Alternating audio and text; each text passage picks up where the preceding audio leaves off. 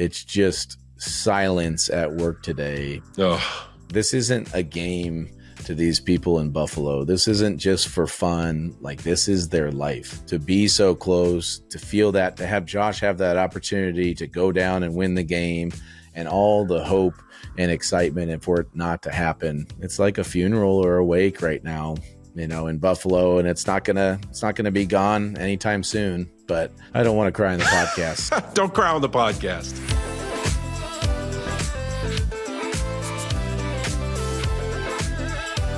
Welcome to another episode of the Fitz and Whit podcast. I'm the Fitz part of the equation.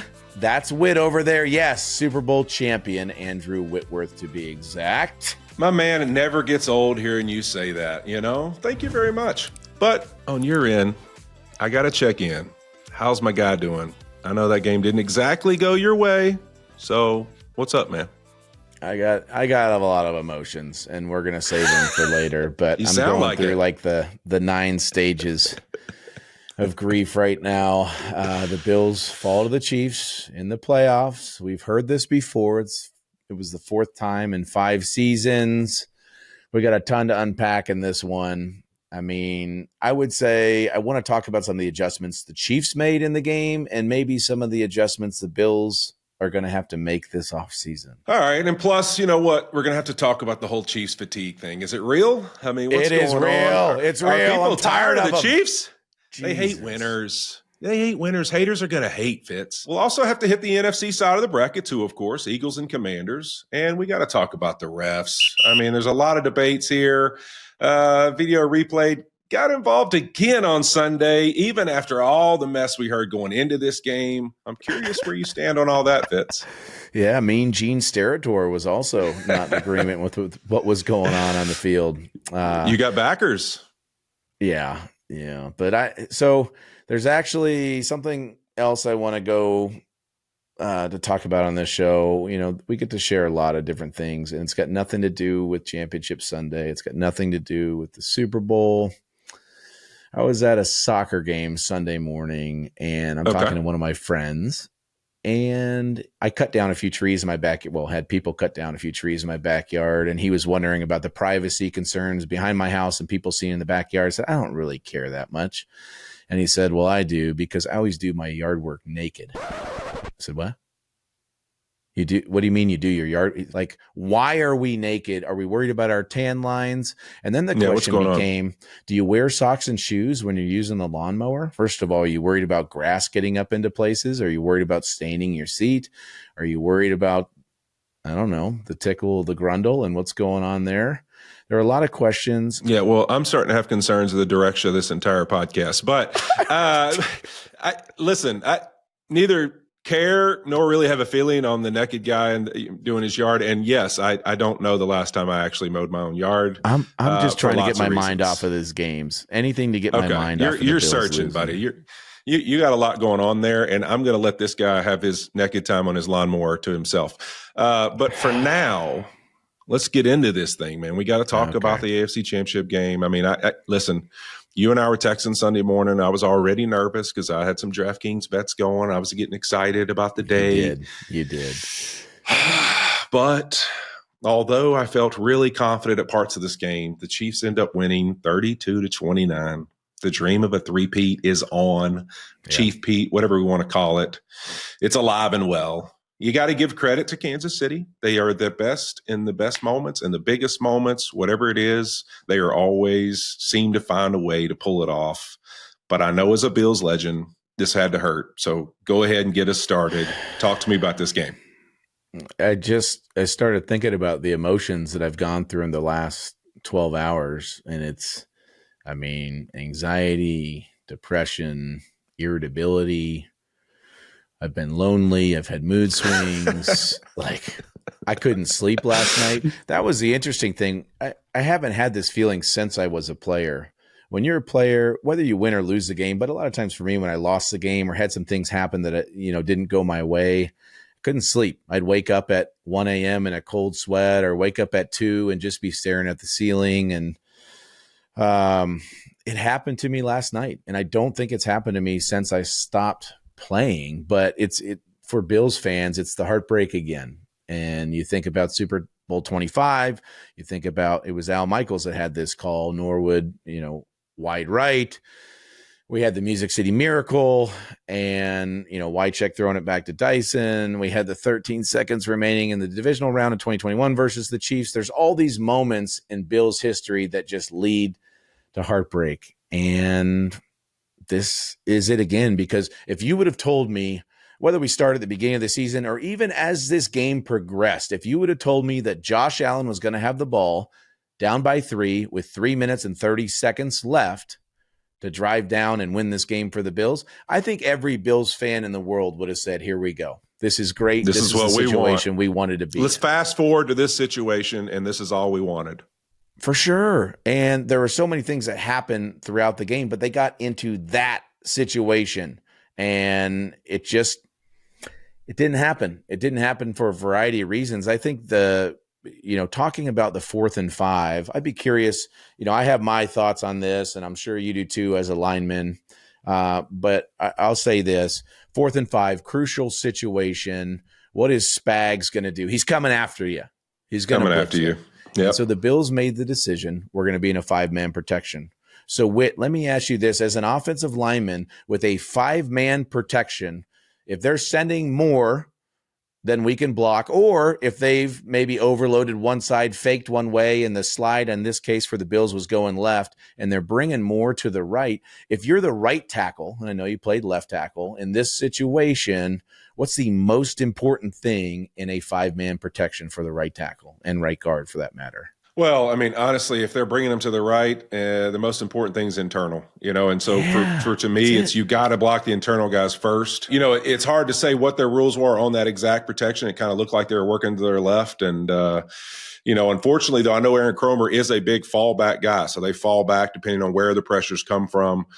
This one just didn't pan out in a timing where they had any chance to get all the way back once they were wrong in the direction they headed. Yeah. So my whole thing is inside out is the most important thing, but It's also the beauty of Spags, right? Because he set that up to where when you're looking at it pre-snap, the line is sliding left. I mean, by the way that everything was, and they're sliding left. And so as a quarterback, if I'm looking at not the protection, but thinking about the play that we have called, there's 2 things that can get you out of that. One, let's just say that was the play, that was the look. If Josh had any inclination whatsoever that there's going to be pressure from the right side, just predetermining a slide to the right, which would have been a very difficult thing to do. That's easy to say now that we've seen the play and know the outcome. But the reason that you would do that, you would ensure there was a free rusher to your left, is your hot throw is to the left. Your hot throw to get it out easier is the Shakir throw there. Now that didn't happen. The second thing would be, well, what does Spags do in this situation? Okay, he comes after us. So maybe we do put some guys in to chip. Maybe we put some guys in for some extra blockers. I was never really a fan of 7-man protections. I would rather do 5, but maybe have a chipper just to buy you a little bit of time to hit the end before he goes on his route. And then, you go through that scenario a million times. Josh made an unbelievable play to be able to buy some time and get that throw off. And unfortunately, it was just a little bit awkward for Kincaid to come back and make the play. But that's one of those plays that's going to be talked about a long time in Bills lore, because Josh does make a play. Is it the right play call? Should he throw it to Shakir? Can Kincaid catch that? It was just a bummer of a way to the end of the season, because I don't think anybody on the Bills side of it had any doubts that Josh was going to take them down and score there. Yeah, I think that's the tough part is when you look at that scenario, that play, people are going to try and break down all these things that should have happened. Yeah, and, man, he should have flipped his hips back, around in a circle and thrown it to the other side. Shakir, it's just like crazy stuff that makes no sense. And so to clarify what I mean by just even the fallback principles, a lot of offensive linemen, in protections, you have these teams that are going to walk up all those guys, and guys are coming from one side, they're coming from the other, and you get fooled sometimes. But you have rules in some teams to stay with your men, make it declared to the quarterback exactly who's free, so he knows he's hot and he has to get rid of the football. And then some teams have fallback principles, which basically means if you were supposed to block a guy and you see he starts to back up or drop into coverage or he's not rushing, you immediately go to your right or your left, depending on which side of the line you're on, to fall back and help everybody to your other side. And so in that situation, that's obviously one of your only answers once you've been fooled. But that play had happened too fast. Typical Spagnolia. It's Lily Spag, what Spags does, the timing, what they saw, and didn't see, should probably be the better word, is exactly what happened. And it's what makes the Chiefs so freaking good to me, Fitz, is that when you play Patrick Mahomes, I said this last year, I tweeted after they won the Super Bowl, I retweeted it today just to kind of be a jerk, but it was like Patrick Mahomes is Michael Jordan. He is one of these elite competitors in whatever sport you want to name, the GOAT's a type player. But the thing about them that's so amazing to me is, yes, Patrick Mahomes is crazy special. But when you play the Chiefs, you're not just playing Patrick Mahomes. You're playing Andy Reid, who's unfreaking believable, and he puts you in situations where you're constantly have to think about all the scenarios, and you got to have all your P's and Q's. Like, you got to be on it because they play great football. And then on the other side of the ball, sometimes you're sitting there thinking about, man, Patrick Mahomes is amazing. But the reality is, man, how many times have we seen Steve Spagnuolo in these situations with the right exact call situationally, the execution in the moments by his defense to stand tall? It's pretty unbelievable to think, obviously, Patrick's amazing. But, man, when you play the Chiefs, there's a whole lot more than whether or not you can stop Patrick Mahomes. Yeah, and I loved what Andy Reid said. I think it was coming out of halftime. It's essentially just talking about, like, we're still going to challenge these guys and make them make plays. And that aspect of it does remind me of New England. They were going to make you make the plays on offense. And what I mean by that, the Mac Hollins touchdown, what a great throw by Josh. Yep. What a great Insane catch by Mac. But look, they're going to have to make a play like that to get to the end zone against us, because we're not going to give them anything. And they are aggressive, and they play man coverage, and they come after you.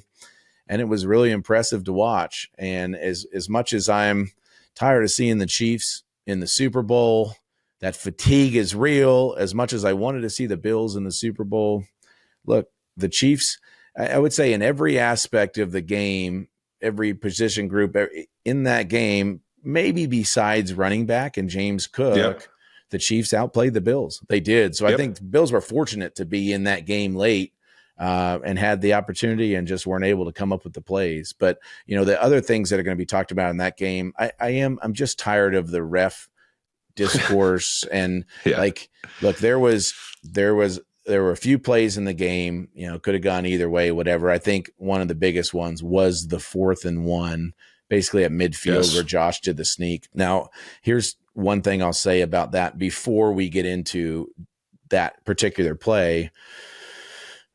The 3rd and 1s and the 4th and 1s, the sneak wasn't working, right?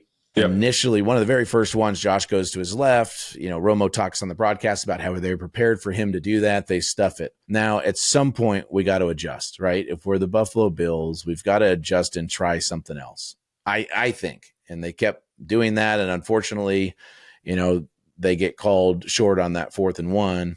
To the flip side, you have the gun one, right? You have the gun one where they just run him, and that was, actually had a better look to it to me when they back Josh up and run him from the gun. At least then you're not just diving forward into that big mess where they know exactly where you're going. And you had the option too. You had the option to cook on the 1-2, which was nice. But here's the thing: if I'm the Bills defense and I'm scouting the Chiefs in short yardage situations, and now the Eagles too, they're either going to offset the back and hand it off. It basically is a quarterback sneak, right? And just dive right up the middle.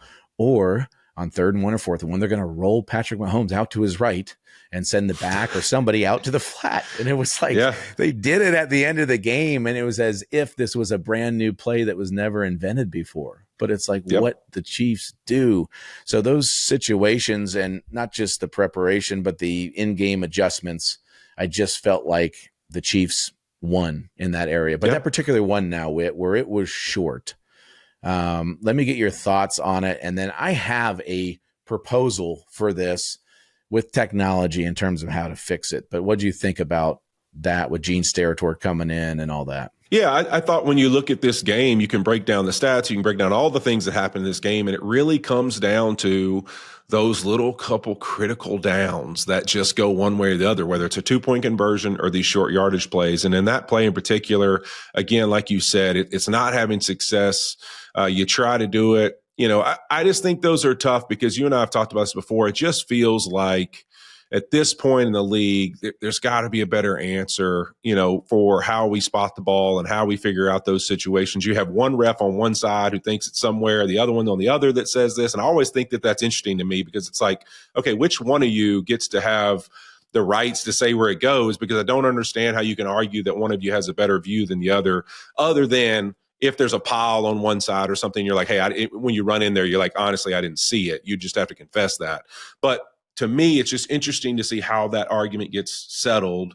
And, I think it's unfortunate, because it's something that where a matter of just a couple inches is going to dictate, maybe a team's success in a game. I think it's just unfortunate. It's something we have to fix. And you feel terrible today. Buffalo fans feel terrible. They're enraged. It adds to the whole conversation about refs being involved. It just feels like something we've got to find a better solution for. Yeah, and I don't know if this was taught or not. It feels like something Belichick would teach, and so probably Spags and Andy Reid as well. But you could see the defenders were kind of in the way of the refs too, so they had to belly back like to the Bills' side. And I was thinking, gosh, if they're teaching that, that's actually really smart. But here's they tried to do this in the preseason, right? With the technology, they have tracers that are in the ball. And so the problem with that is not every ball is exactly the same size. Exactly the same dimensions. But look, it's pretty damn close. And I promise you it's more accurate than refs, like you said, running in from the sideline and trying to spot the ball. So here's what I would like to see in terms of technology. And this goes for the goal line, and this goes for first downs. I would like to see, just like they have the yellow line, I would like to see them extend that thing vertically. So it's just you have the plane of where the first down is, right? Okay. And now with the camera angles and everything, as soon as somebody's knee hits, as soon as somebody's elbow hits, we have the placement of the ball. Gotcha. So we could put, or forward progress, bam, it stops, hit pause on the clicker. Great. We have the position of the ball. Let's put the position of the ball against that plane up in the air. And if it is past it, we're awarding the first down. I just don't think that would be that hard to do. I think it would make it more interesting. It would make it cooler. Like when guys dive over the pylon and you're thinking, gosh, did the ball get in the end zone or not? That would be an easy way to see it. And I can't imagine the technology isn't there for it. I know they tried the virtual, it almost looked like tennis when they say if a ball is in or out, and they tried that in the preseason with the first down stuff and just didn't feel like it was there yet. I got to imagine we're going to have something by next season, because you would think so. Our guy Sam Swartzstein was going all over this, on X. I mean, he was, you love this dude. Oh man, he's all over it. Because people were asking for the tennis version, right? With the tennis ball, we have the graphic where it hits the line, it doesn't, and he was explaining with camera angles and how all that's created. It's just impossible to do with a football. One, for its shape, and then obviously all the other factors that get in the way of the vision of the cameras and things like that. So he went on a pretty good rant. So if anyone wants to understand some of that when it comes to that, nobody dives into this stuff more than Sam. Go follow him for sure for some more on that good stuff. Because it is, man, it seems like those things where you're like, man, as far as we've come in this game, all the things that we can get down to with, you look at next gen stats and all these analytics and data. Chain gang, baby. We can't figure out the chain gang. Like, it's wild to me that all the things we've got figured out in this game, you can tell me every inch of the field I cover as a football player, how fast I did it, probably my heart rate, the crap we have to wear in training camp, everything we got, we can track it all, but we can't figure out where that football is. We can't figure out the chain gang. We're still measuring with a metal chain. It's just, it seems like something that could be in need of being upgraded. That's for sure. Yes. And then just one other thing, and it's the beauty of Andy Reid again and Patrick Mahomes and the way they're able to adjust in a game. Christian Benford goes out early. And when he went out and the Bills were still trying to play man coverage and still trying to play single high, then it was like, all right, we're going to throw at him on every single play.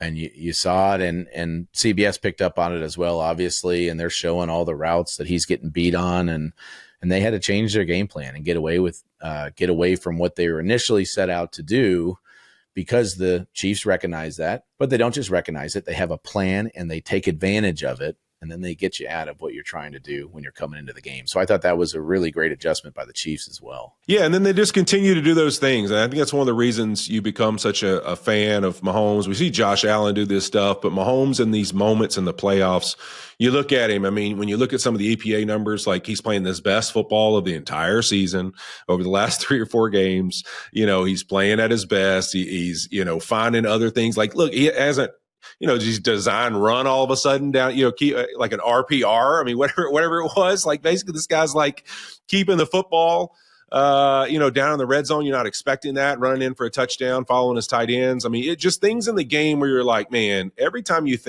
kind of think what the Chiefs are, they get in these scenarios in huge games, and Andy Reid's got another plan, another trick up his sleeve where he puts you in a tough down where I think it's like this. It's lining up all the X's and O's and all these things. And it's like, you're going to have somebody on your team. I think you said it best of what he said coming out of halftime, that has to earn the chance to beat us. Like, we're going to keep putting you in a situation where, oh crap, you've never seen this. This is new to you. Your players are going to have to make exceptional plays because we're going to put them in tough positions. And he just continues to do it. And it's one of the reasons Andy Reid to me is got to be considered one of the best head coaches in NFL history. And now with Patrick Mahomes, 7th year as a starter, 5th year in the Super Bowl. You talk about Chiefs fatigue, though, of people wanting to see somebody else in the game, especially this year. I feel like a lot of people were rooting for the Bills. Baltimore obviously had a great season. We've got the Taylor Swift stuff. We've got the Kelsey stuff. But look, they earn it every year, man. They really do. And he's on a historical run right now, and they've got a chance to do something. Well, they've already done something that nobody else has, which is win 2 Super Bowls in a row and get back to it. And now they've got the chance for the three-peat, which, look, at the beginning of the season, halfway through the season, at the end of the season, I thought there was no chance that they were going to be back into this game. But I'm learning my lesson again, as I do every year. Never count out Andy Reid and Patrick Mahomes. It is. And it's crazy to think in this league, Fitz, where we are with points and scoring and all of that. This is going to be back-to-back seasons that the Chiefs literally score 30 points or more 3 times in the entire season. That is absolutely crazy to think that's your champs. And maybe that's the whole thing. All these other teams are playing one style of football and the Chiefs are playing a different one. And that's why they keep getting themselves in this game. But we got to talk about where do we go now if we're the Buffalo Bills? I mean, obviously we saw Josh Allen's emotion, how upset he was. That hurt me last night watching that, just for what a great human being he is, the football player, all those things. It was tough to watch. I'll tell you, there was a moment in the game, Fitz, right there at the end. I think it was the first down call where they kind of run the fake screen and have 2 verticals going, and he kind of thinks Shakir's going to keep going vertically, throws it. It's incomplete. And they kind of pan to Josh's face. And his face to me kind of was like, oh no. Like, it was like, man, that was a wasted down in a moment where I can't have any wasted downs. And you could kind of see a little bit of that starting to creep. And then obviously at the end, with what happened, he's just devastated. So, I mean, as much as all Bills Mafia is, I'm sure, where do they go from here? Yeah. I mean, you could tell, I mean, and those are high, intense, pressure-packed games, man. And he was certainly feeling, the pressure and how important of a moment that was for his career, and, realized the gravity of it. And especially, I actually really enjoy the human element of that. And, having him get up in front of a microphone, however difficult that may be, as fans, that's pulling back the curtain, and that's allowing all of us to see the raw emotion that a guy like that is going. I mean, he was fighting, getting out words. I mean, making sentences because of how much this hurt. And, he's a guy that understands and appreciates now as he's getting older, like these opportunities don't come every single year. So I know that was in the back of his mind too. But, where they go from here, I think this season has to be seen as a success, especially with all the changes, especially to their captains and all the people that were moved out of the building this last offseason. They've got some decisions to make. They've got to get better on defense. They did force a lot of turnovers on defense this year, but I think, that's something, their ability to put pressure on the passer consistently, That's something they're going to have to address. And then, they made the addition, which is an admission of, look, we need a guy at receiver. And they brought in Amari Cooper, hoping that he was going to be that guy. And unfortunately, with as great as Amari's been his whole career, it just never really took off like it was supposed to, with that dominant number one receiver. And even the absence of Keon Coleman in the last few games, hopefully he continues to get better and grow, because he's a big time target, physical guy. Their offensive line was great all year long. Cook was unbelievable this season. So I think a lot of their issues are going to be potentially finding another receiver and then addressing some of those issues on the defensive side of the ball. I think that'll be the focus this offseason. Yeah, I think when you look at these franchises like this and a fan goes, all right, here we are, we're in this moment. Like, okay, let's just reload it. Next year, we're going to be back in this moment. Like, Josh is still Josh. Like, we look at all the things we give to build off, but football's just not that easy. And, and I said this for years when the Niners kept missing, that opportunity where they would be insane during the season, get to the Super Bowl and not figure out to win it, is that we take for granted a lot of the reasons you're in it. I've said this since we started the podcast, and I've said this since I started on Thursday Night Football. If you track these teams, every single one of them that are playing in these last few weekends of the season, go look at how healthy they are. Go look at their injury history of their team. Or even if they had an injury, did they have somebody they had already drafted in a high position to be ready for that position to take over?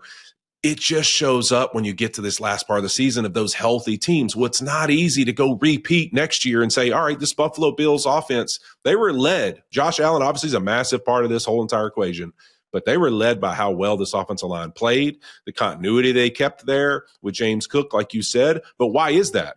They were the offensive line, like we heard many times on the broadcast last night, that played the most snaps together all year. They were completely healthy.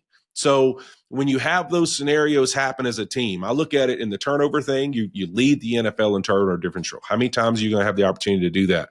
We don't know. Injuries, you stay really healthy and you get to this point and you don't take advantage of it. It's not as easy as rinse and repeat in the NFL ever. That's why every season, your best bet is to bet on some team who didn't make the playoffs the year before to have an insane season, because it happens every year. And so I just think it's a challenge to get back there. There's going to be a lot of things they got to make a decision on this offseason. Obviously, a lot of guys coming back. They had a lot of dead cap. So it wasn't a year that people expect them to be this good. So that's a good thing.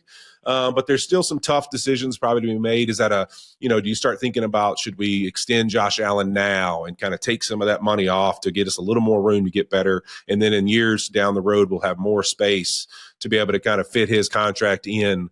All those kind of forward thinking things. They won't be able to do a lot with their current situation, but they will be able to do some things, and maybe something like a Josh extension that would lower his number this year and help them build a little bit around him for this next season would be something in the cards. But man, it's just tough because the human beings, and you obviously, because of you and how much Buffalo means to you, I've gotten to be really close to it and follow it. Man, they just deserve it, and I just hope they get that opportunity again. It makes me so sad. We'll move on to something else before we start crying. But let me say this last Don't thing. cry on the podcast, dude, which is just texting with one of my buddies who lives in Buffalo this morning, and just the anxiety before the game and during the game and everything. But going to work today, he said it's just silence. It's just silence at work today, because this isn't a game to these people in Buffalo. This isn't just for fun. Like, this is their life. And so to be so close, to feel that, to have Josh have that opportunity to go down and win the game, and all the hope and excitement, and for it not to happen, it's like a funeral or a wake right now, in Buffalo, and it's not gonna be gone anytime soon. But yeah. I don't want to cry in the podcast, so I need to talk about something with you that had me going this weekend. You and your ex habits right now. I think we need to have an intervention. I'm picking it up, bud. I'm picking it up. But you were all over the place. You're firing shots at Taylor Lewan about him taking Ozempic because he's taking veiled shots at you about he's taking shots about you potentially dyeing your beard at some point. I don't know. Boy, that tweet really took off. Sorry about that. Yeah. Thanks, bud. And I appreciate the call next time. But then it's, the shopping with your wife. I thought you had some interesting takes there, but walk me through, because this happens to all of us dudes, is like you go on the shopping trip with your wife. Like, what the hell are we supposed to fake like we're interested? It's not like they don't know us. Like I can't fake that. I was enjoying like following along your little adventurous day with all the photos, and it was great. Yeah, it was a fun day. You know what? Listen, Melissa is a homebody who never gets out of the house. And so I don't know. We were talking about it actually. I don't know if it's been probably 4 or 5 years since we've like truly taken just like me and her going somewhere on a trip, kind of a date weekend, if you will. And so we decided we were going to New York and going on a date weekend, and she loves Broadway. And so we went to the opening night of Redwood, Idina Menzel's previews for her new Broadway show. Adele Dazeem. That's awesome. Exactly. And it was great. And then the next day it was like, I was like, hey, you know what? We hadn't done this since we started dating. It feels like, why don't we go and I'll take you down, Madison or Fifth or whatever. Let's go shop. And she's like, all right. So we go down and, you start the whole deal. You walk in the store and it's like, I didn't realize all of them are 2 or 3, 4 stories. So I'm like going up these steps, just trying to act like I'm interested. Oh, babe, that's great. Oh, that's pretty. And then it's like, I'm going to go try stuff on. I'm like, all right, please pick a room that has a nice comfy chair. That's like a crucial step. So then I sat in the chair and all these people are kind of like, they brought me a water and like 20 minutes are going by. And I'm like, you know what? I'm going to ask the people on X. I'm going to be like, hey, what do you guys do? What's your game plan when you go shopping? And that's what I put out there is I said, hey, is it like, do you kind of sit and walk around with her everywhere she goes, kind of give some feedback when she picks things up? Do you like to just go find a chair, kind of sit there and wait for her to try things on and come to you and be like, hey, babe, this is one I want you to see? Are you kind of somebody who likes to just say, hey, I'm going to go find my own stores and like, I'll be back in a little bit?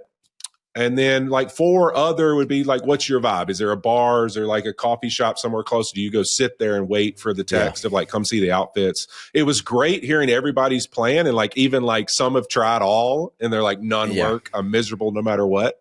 That was really the fun part of it. And then I also go with usually at some point, I'm going to try to annoy her so much that she asked me to leave. Or love that. She's like, put it on her. I'm going to put it on her. So I started trying hats on, just trying to, pick the vibe up a little bit. Have a little fun, people. Have a little fun. I was trying to make it as positive as I could. I love the engagement on X because it is a place where people will just randomly throw out their thoughts and everything. But I am curious for you. So if Liza asked me feedback on clothes, I would actually be pretty honest about it. If I didn't like it, I would say I don't like it. Or if I did like it, I'd say, yeah, that looks great. Are you giving honest answers? Does everything look good? Where are you at on that spectrum with Melissa? Well, I think anybody that watches Thursday Night Football probably has a decent idea that I love clothes. And so I do, obviously Kenny helps us with our wardrobe and stuff. But for the most part, I kind of pick those things out and she approves or says no, yes, or whatever. But for the most part, I kind of have a vision for what I want to wear every week. So I love clothes. So I say that to say, no, I could Melissa could sit in the chair and I could shop for her. And I think I would nail it. So I am very opinionated. I'm very into it. I love taking my daughters shopping. I get into it. Like I love to see them, like just as a woman in general. I love seeing like my daughters and my wife and like just the confidence and self-belief and like just appreciation they have for feeling loved and feeling like they look good. And so to me, like that feeling is really cool. And so I obviously have the conversation. I love to hear people's feedback. But truth be told, like I love doing that with her. And it's a blast to see her not have to be a mom for 4 seconds and get to go get some nice clothes and have a great time. It was a really fun day. That's awesome. This podcast is really taking a turn. I mean, we've got some range on this podcast right now. Yeah, we got naked lawnmowers and naked lawnmowers. Which, by the way, I've never said naked before. You just made me say that. But naked lawnmowers. We've got naked. some breaking down games. We're talking about shopping. I will say I despise shopping. I hate it. You can ask Liza if I'm there for more than 10 minutes. I can't do it. I get annoyed. She gets annoyed with me and sends me off. But with Lucy, my 13-year-old daughter, I could shop for days. And I think it is to what you're saying. A, she enjoys it.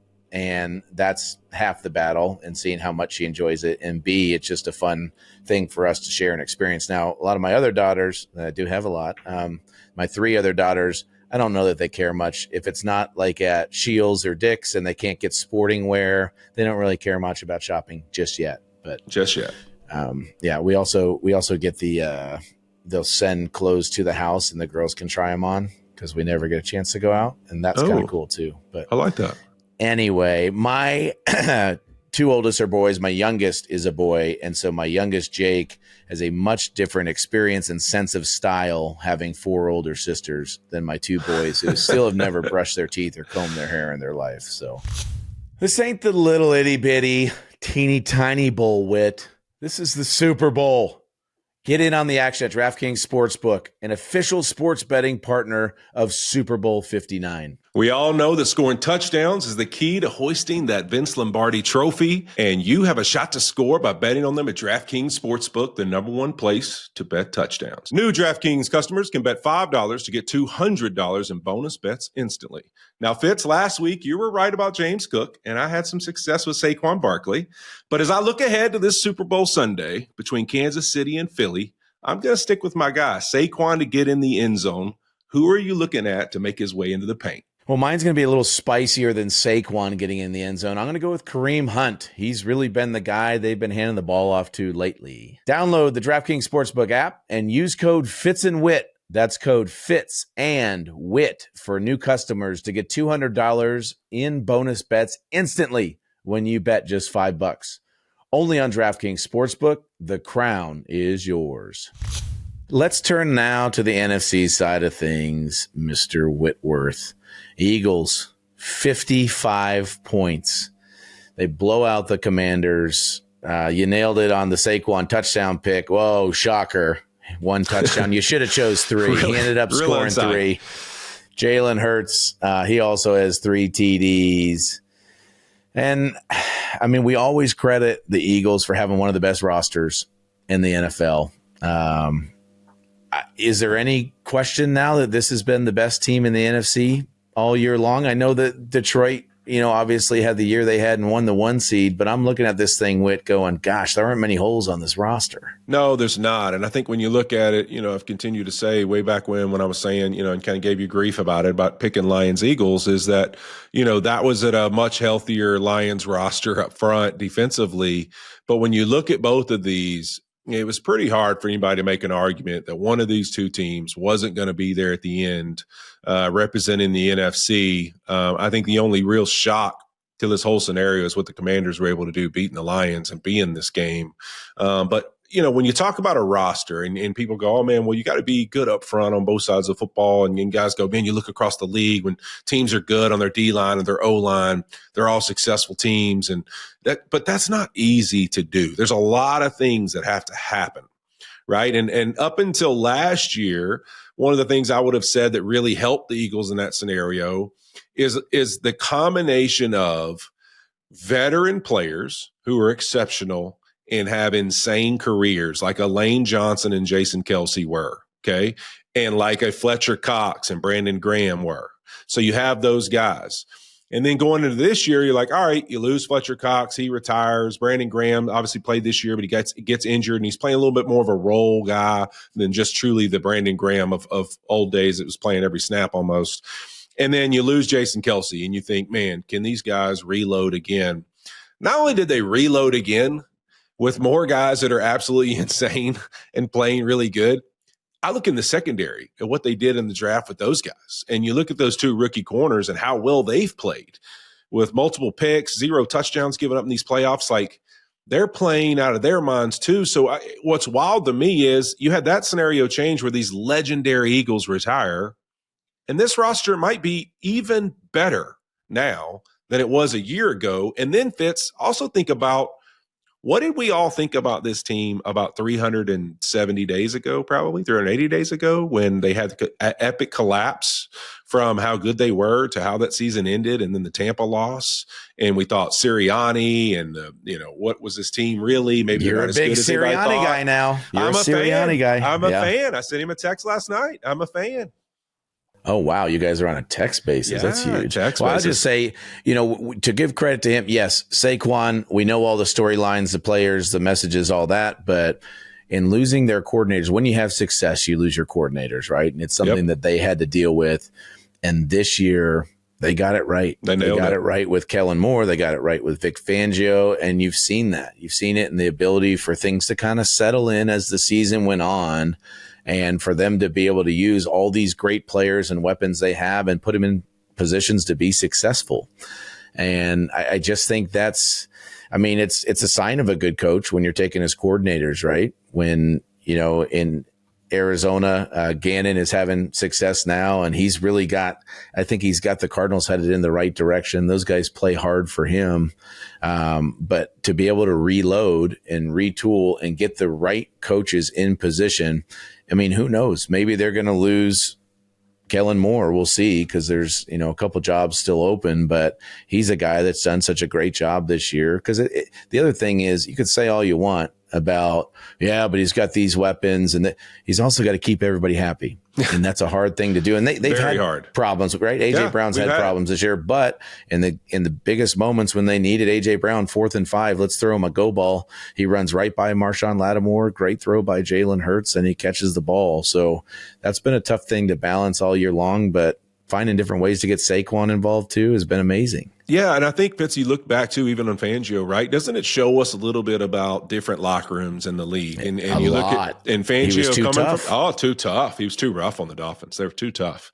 Too tough on those guys. They can't figure out how to win in cold weather, but their coach is too tough on them. And maybe there's something there we should be looking at and saying, you know what, maybe the players need to be challenged in some of these scenarios, because he comes here. He's obviously been very successful as a coordinator everywhere he's been. Struggles there with just getting along with everybody.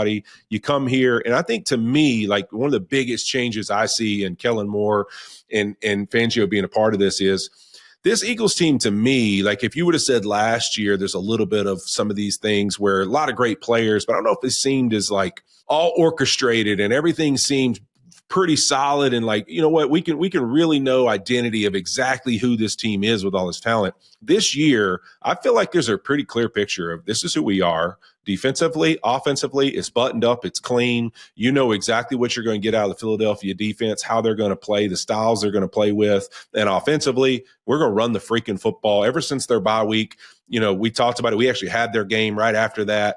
And it was like, hey, Nick Sirianni, the O-line, everyone having these kumbaya meetings of, this is who we are. This is how we're going to win. Saquon Barkley with the awesome line of, we're going to show people that you can win Super Bowls running the football and just overpowering people. I think it's just cool to see that they have an identity. They know who they are. They play a certain style of football, and they just seem clean outside of the one instance that we had of A.J. Brown being upset after a game. And what did he really say? We need to get better at throwing the football. What did we see show up this weekend? Right? They let Jalen Hurts kind of just play from the pocket a little bit, got involved throwing the football. And when you see them do that, this team is incredibly hard to stop. Yeah, they are. And before we get into the quick Super Bowl preview, let's pass out some flowers to the Commanders, man. Oh, what a season that they had. What a job Dan Quinn did stepping in. And in looking at some of the new coaching hires, look no further than Dan Quinn of resetting a culture in a building. And now they had a complete reset, right? With ownership, with Peters as the GM, with Dan Quinn, but it certainly seems like they're all aligned. But Dan Quinn loves his players. He had those guys playing really hard. He had them believing. And I like Jayden doing Daniels. really hard shit with great people. That was my favorite line of the whole weekend. What a great line. I love it. Yeah. But it's the interesting thing about Washington now, it's always been that place, tucked away where can they win? Can they not? This team now has a window with Jayden Daniels on his rookie deal and a ton of cap space where this is a destination. This is a place that free agents are going to want to go. They know that Jayden Daniels is a winner. Yep. And they know that this thing is just on its way up right now and going to get better and better. And, it's a great thing to see. It was great to see the season they had. And yes, they lost and got blown out, but I see nothing but great things for Washington in the near future. Yeah, I think when you look at this team and you go, obviously what he brought, I look at it, you can't really judge last offseason going into this season, some of the decisions they made into what they'll do in the future, because you didn't know what exactly you got. You thought you had somebody special. You don't know what you have in Dan Quinn. You know you have a special human being and a guy who's a leader of men and just an awesome man who's going to inspire people to be at their best. But you don't know all those things. And so it's a little bit of a feel out process. And so I think you can look back just a year ago to Houston Texans, CJ Stroud. What did they do the next offseason, right? They go get Danielle Hunter. They create some investments of like, hey, we are going to go aggressive to make this team better fast. Yeah, well, Diggs. And Diggs as well. And then you look at the Commanders this past year, it's not like they didn't have a lot of cap space this past year. But what they did do is they said, hey, I thought it was a little more the Cincinnati Bengals approach when they had Joe Burrow. If you think of the guys the Bengals added kind of during that time, DJ Reader, Trey Hendrickson, some of those like piece guys where you're like, man, all right, this isn't some name that's going to jump out there right now, but it's a really good player who's got some experience who we're going to invest in just being like kind of a part of this team and bring it all together. And that's what they did this offseason. Now, going into this offseason, the entire building believes in 5, and they believe in what's capable with Jayden Daniels. You have all this cap space. Will we see a different aggression? Is it go get some big name guy to play with him? Is it going and creating maybe some trades or doing something aggressive like you've seen the Rams or other teams do? What will that aggression level be to how do we accelerate this process? Because different than the Texas model, yes, the Texans were good, and yes, they had a streak there, but like offensively, they weren't Jayden Daniels and the Washington Commanders good. This is a top 5 offense good. So what do you need to do really? And what are those pieces and what does it look like? I think it's going to be a really fun offseason to see where do the Washington Commanders go from where they are right now, the excitement that's around them, and how do they navigate the football team that takes the field next September and what it looks like while keeping Jayden Daniels the leader and the star of that football team. I think it's going to be fun. I think they're going to be one of those teams when you talk about the NFC East, one thing you can count on, the same team is not sitting there every year as the best one. So it's always turning over. So I think it's going to be interesting to see what this team looks like come next September. Yeah, and I'm curious. We talk about investment in the offensive line all the time, and obviously watching Philadelphia, watching what the Chiefs have done from years past and really getting guys that they wanted and bringing in guys to protect Patrick, and the Detroit Lions, obviously. But that was kind of the downfall or one of the things that happened with Houston this year, that they just weren't great on the interior. Now with Washington, what I'm interested in is with the style of offense that they run, which is a lot less just straight drop back and play action. They do get it out quick. They do the RPO game. They obviously have a very elite runner at quarterback. Do they say maybe, the way that we're built, we don't need to go out and get those pieces through free agency and spend a lot of money on the offensive line. Let's do it elsewhere to help our defense and whatever else. I think that may be the strategy going forward, but I don't know, because Peters, he's a San Francisco trained guy, so we'll see. That will be an interesting dynamic. Think about it. That offense that he's been around, nothing like the one that he's playing and that he's really being a GM for. So what you need and what's important to it are really complete different things. Like you could make an argument that if you were going to invest anything on the offensive side for the Commanders, it's just tons of skill and talent because the ball gets spread out everywhere. You're huddling constantly. You want a ton of like yards after catch scenarios with guys who are dynamic with the football in their hand. So I think it's interesting to see how they build that roster. And that's what I mean. They have the freedom, the confidence, and the money to do whatever they want. Now we're really going to get to see how do they all blend together and do they have the same vision, which is what you've seen the Chiefs, the Eagles, some of these great football teams have a vision for how they're going to build around a guy and they do it. Will they be successful in doing that? That'll be the thing, because now it's not a surprise time. You will be known and everyone's watching. Can you make those decisions and the right ones with a little bit of pressure on you to be successful and make this team just a little bit better than last year, this year? I think it'll be fun to watch. Yeah. The one thing I do want to talk about from the Commanders-Eagles game is Sean Hockley Of course, just like his dad. I think Sean's a really good ref. I also think Sean, just like his dad, enjoys the spotlight and the long-winded explanations. But when he came on and said that they could award points to the Eagles if Luvu kept jumping over, here's my whole thing with that situation. I get it. If he is just running and knocking those guys out with no cadence or anything, like Hurts was hard counting. So at what point are we deeming that unnecessary? Like, it was a hard count. So he's trying to time the snap count. It wasn't like he was just being malicious, or he was trying to time because that's the only way that you can, a long time. That's what I've said. The only way you can stop the tush push is to time it out and try to blow up Jalen Hurts in the center. Yep. And it's what he was trying to do. But they, on Good Morning Football, I don't know if you saw it or not this morning, they went back to see if points had ever been awarded in any game ever. And it hasn't happened in the NFL.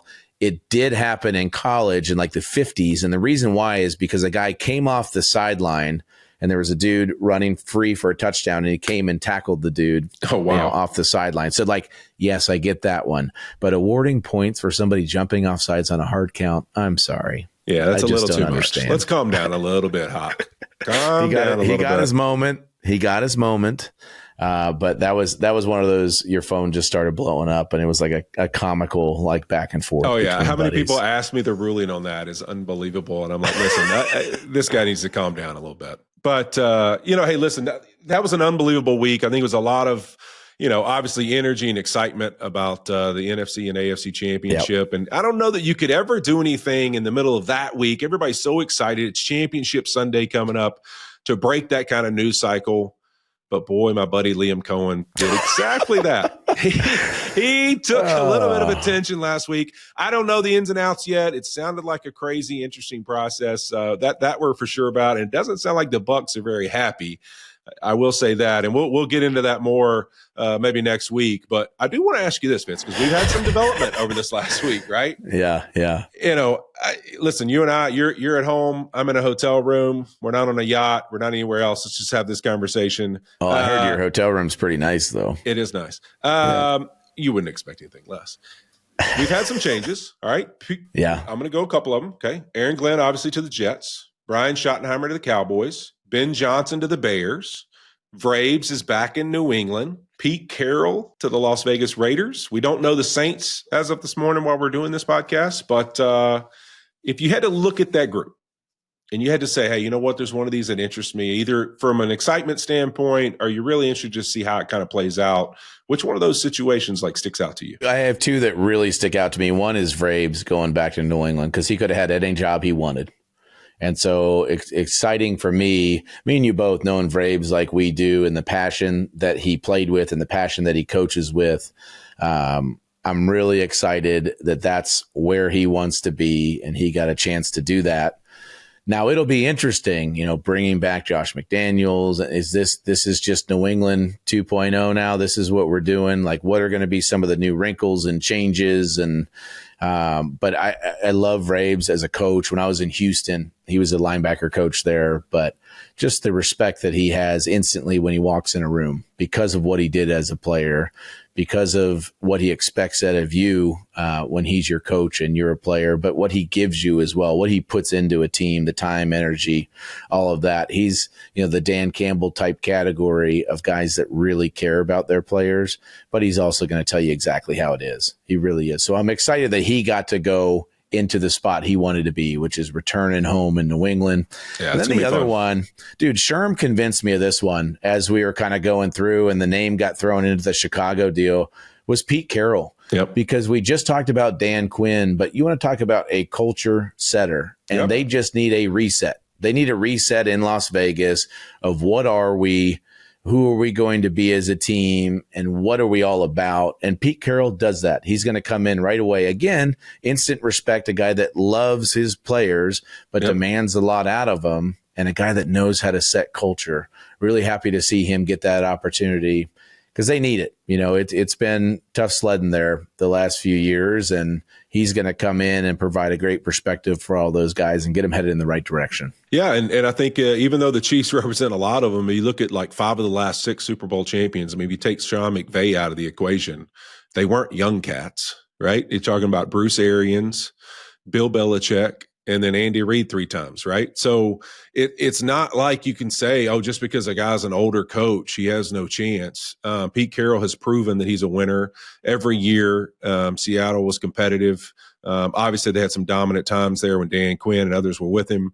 But it'll be interesting to watch that one. I think for me, when I look at all of these, I obviously, it was my first thought was I like the Vrabel to Patriots is maybe my pick for who's going to have like the biggest turnaround immediately, only because of the coach. I think of Vrabel being, not just from, like you said, the Dan Campbell thing, but also cerebrally. Like this dude is sharp, man. He knows his stuff. He knows his rules. He knows how to put people in situations. Like he's a lot of fun when it comes to these conversations, and he is great at challenging people. And so I'm interested to see the turnaround there. But I think even in all those things, I lead to the favorite in Ben Johnson, the biggest name probably in this hiring cycle. Some would argue the Patriots job was just as a unique opportunity because of Drake May and how good he looks. But man, Ben Johnson has proven he's really special with this Lions team. They have some special talent, but he did a special job with them. His history in coaching, I love. I read, up on him this past week while I was traveling. I love how he's come up and where he's come from to get to where he's at, and how just honestly curious he has been, listening to old coaches, whether it be Mike Martz and other guys, just, talk about really the impact of, wow, they were impressed at the questions this guy asked as a young coach and how much he actually knew and was thirsty to learn at every move. And so I'm excited to see him get his chance, and let's see what it looks like. Now, I wouldn't advise the call out of Matt LaFleur in your first press conference. When I found out they weren't buddies, I was like, what don't are know we each other at all? Doing? Zero. Like what? So two things. The Lions obviously lost both their guys. So Ben Johnson leaving, like watching those interviews and stuff. Coordinators don't always translate to great head coaches. And I'm curious. I want to see how I know he can command a room with an offense and whatever else, but the whole team is a whole different animal. So I'm interested with that. But then Aaron Glenn, I think, is a really cool story. A guy that was really great player with the Jets. And I just don't know him that well. I don't know his style, but I've heard, obviously, former player like we just talked about with Vrabel, like we've talked about in the past with Dan Campbell, a guy that's going to walk into a room and command respect. And, he probably fits more with Dan Campbell than Ben Johnson does. I would say I'm going out on a limb there, but really cool for a guy to go into an organization that he played for, that he was a great player for, and to understand the history and the culture and intimately understand that fan base. That's going to go a long way. Now, what they do from here on out, is he meeting with Aaron Rodgers? What are they going to do on the offensive side of the ball? That stuff's going to be interesting. But for a defensive guy that has a lot of the defensive pieces in place, I'm excited to see what he does as well. Yeah, I think Aaron Glenn and Vrabel are probably the two that I'm the most excited to watch play out. I think, I obviously think Ben Johnson's going to have some impact, because one of the things I think he did well is hiring Dennis Allen to be his defensive coordinator, a guy who's been a head coach. Yeah. He's been there and failed. He's been in those situations in two different organizations. He's going to have a little bit of a feel of everything that's going to help him, because I think that's a crucial thing. I look at Sean McVay when he got the job and got Wade Phillips, and what an instrumental part he thought that was to, honestly, the first part of his career was just having somebody like that he could walk across the hall and say, hey, man, how did you handle these situations, and have those kind of conversations. So I think that's going to be cool to watch. I mean, Liam Cohen to the Jags, I couldn't be more excited for Liam. I just think that's how it started. Obviously, it's an interesting situation. It'll be in the past. That's going to be It'll be water under the bridge soon enough. But like you said, you're talking about going places and having quarterbacks in place. Like, he's got a chance to resurrect Trevor's career, right? And he just did it with, he just did a great job with Baker. So it'll be interesting. I just think it's going to be a challenge to get that place to change. Obviously, with the way that whole thing went down, with Trent Baalke getting fired out of nowhere, and then all of a sudden you're back in it, and then now they got to figure out the GM situation and think about how close we are to the draft. Like, there's a lot there. So I don't know if in the first year we're going to see it, but maybe we'll see. And if he was at the doctor's office, though, maybe there has to be a doctor in Jacksonville's building somewhere. So technically, he wasn't lying. He was at the doctor's office. I don't know. But what's the job? The Saints is still open. Is there another one still open or no? Yeah, Saints is it. Saints. So I would just lobby to New Orleans. I mean, Steve Spagnuolo. I mean, come on, guys. Please. Can we get Spags out of Kansas City? I mean,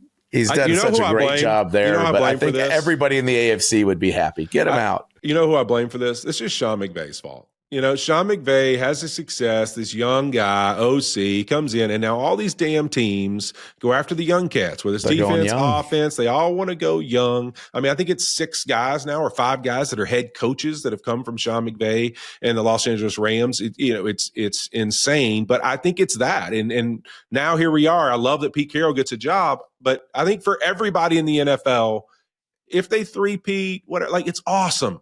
We're happy for the Chiefs. Can we get Spags out of there to make it fair for everybody else? Let's make Spags the commissioner of the NFL. Yeah, there we go. Let's give him a really good job. Offer you can't refuse. Everybody in the NFL would be excited because he is such a great defensive coordinator. Thank you for watching another episode of the Fitz and Whit podcast. Next week, we'll be back with the Super Bowl 59 preview show. Chiefs, early favorites, Whit. They're favored by 1.5. Look, have we all just finally learned to never bet against the Chiefs? I'm taking the Eagles minus 2.5. Wow. Let's go, baby. So you think Fly, the Eagles fly. are going to exact their revenge in the rematch of Super Bowl 57. I like this. How is this game going to play out? Who is going to be the star? And will Andrew Whitworth stop picking fights on X? Nothing but love. You have the questions. We have the answers. Next time on Fitz and Whit.